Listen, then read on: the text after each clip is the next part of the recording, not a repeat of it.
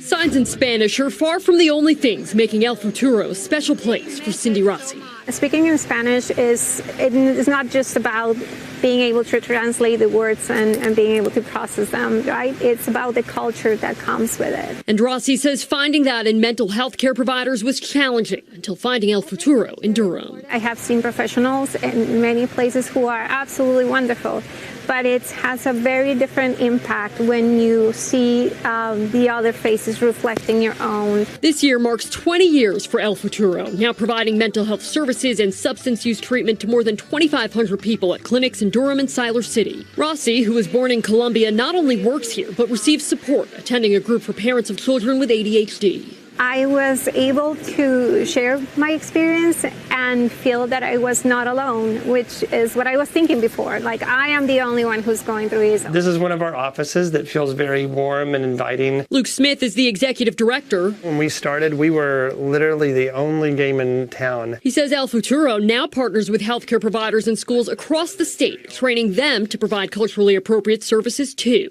So some of it is just a typical, how do you relate to people and form trust with somebody who may be very distrusting of systems. They may be fearful, maybe don't know who to turn to. Smith says it's also about anticipating barriers patients might face, like not having health insurance.